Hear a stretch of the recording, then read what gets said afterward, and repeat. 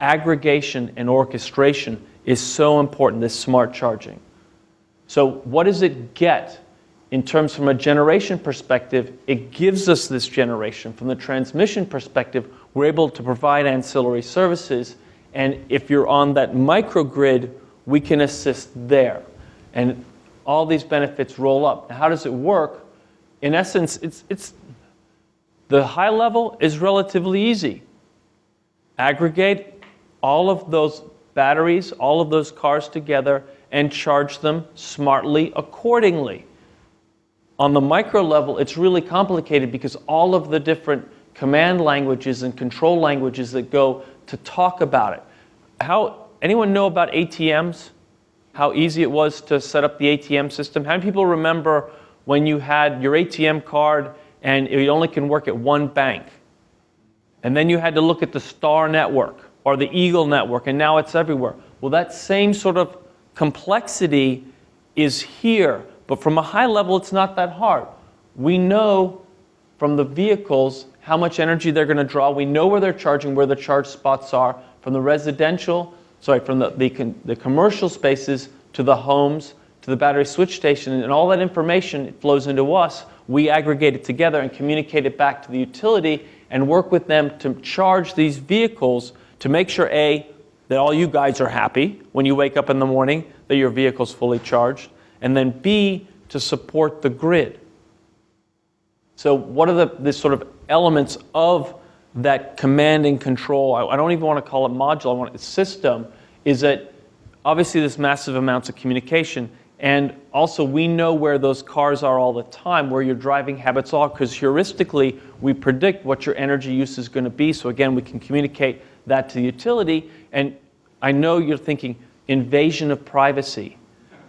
But your privacy, I'm sorry, was taken away from you as soon as you strapped that cell phone on. So you gave it up then, willingly or unwillingly.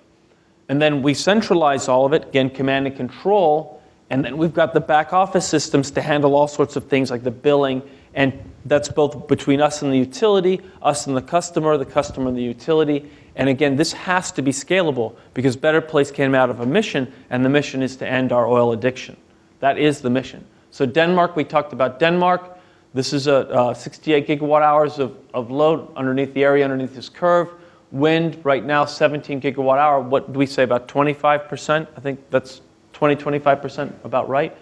And then using smart charging, this command and control, the orchestrated and aggregated, we can put that load in to correlate with wind. We could even put a little bit up here. We can put it here, wherever, to make sure that the customers have their vehicles when they need them and fully charged when they want them. So ancillary services, power regulation, do people know this, are familiar with this? This is something that I think is really neat, because we talked about that you wanted to do power regulation. That's when, the way I look at it is, you have a glass full of water, and you have a couple pipes pouring water into that glass, and you have a bunch of straws pulling water out, and you have to keep the water level right on the meniscus. You can't let it overflow, you can't let it drop down. And in my world, there's a guy with a big belt buckle and a mustache that's running back and forth between power plants, turning them up and turning them down. For example, when a whole bunch of people get on an elevator, we suddenly have this energy draw. Where do we get that energy from? We had to turn a power plant up, we have to turn a power plant down. And so there's plants that run at base load, one speed, and then there are power plants that, that run at variable speed, and they say we'll go up as high as this, and we'll drop down to here, and this is all about power rate or power frequency rate or power regulation. With a vehicle, what you do to provide this same service, except you have to aggregate them, but on the individual vehicle, you put the vehicle on half charge. Half charge. That's your new baseline of 0 to the power plant or to the electrical grid is 0. So if there's excess electricity, what are you able, for 5 minutes, 10 minutes, what are you able to do? If you're charging at half the normal rate, what are you able to do? You just suddenly, there's excess electricity in the grid, right, I'll put a proportion of those vehicles suddenly to full charge. And if there's not enough electricity on the grid, because again, I'll drop back down to half, And if I need to, I'll turn the charging completely off.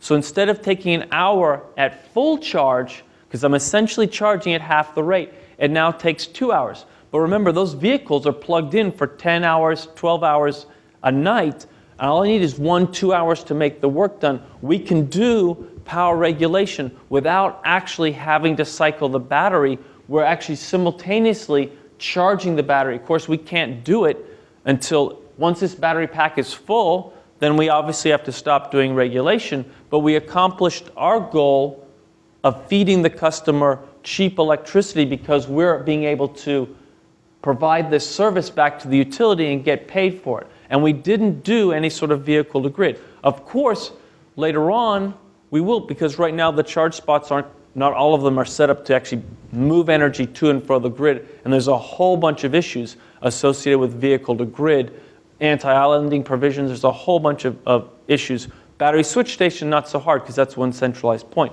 But for right now, we can already do frequency or power regulation just by half charging.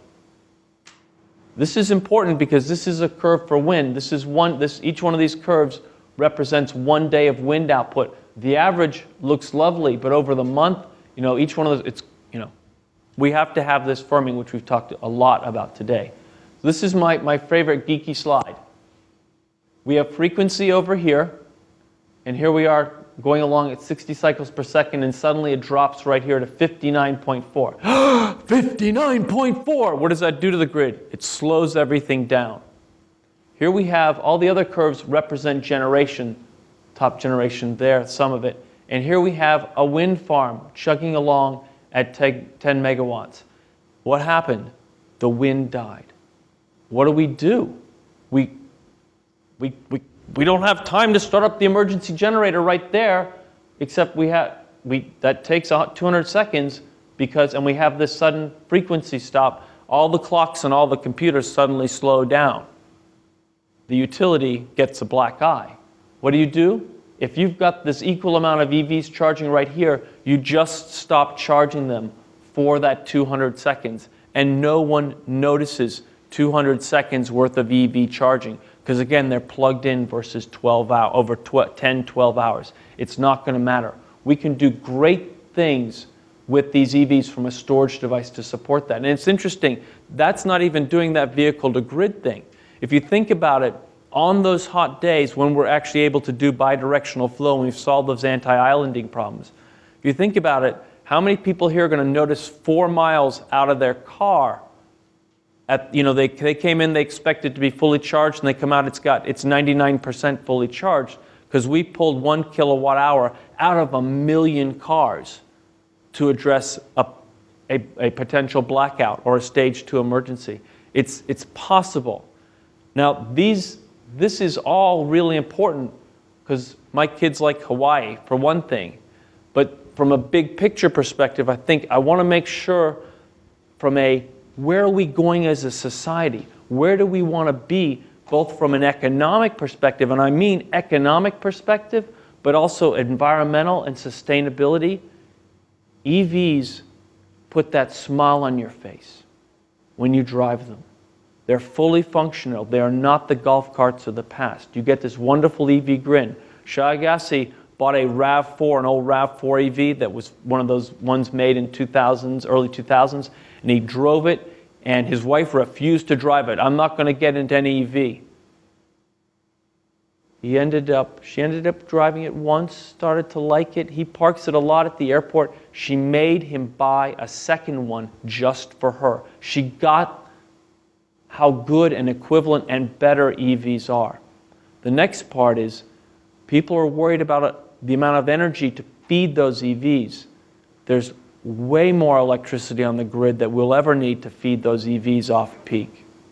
And the great thing about electricity, how many people here 10 years ago had solar on their homes? Okay, how many people right now have solar on their homes? Okay, how many people in 20 years expect to have solar on their homes? Okay, you just proved to me that the electrical grid is getting cleaner as time goes on. What is the carbon footprint of the oil industry doing? Thanks.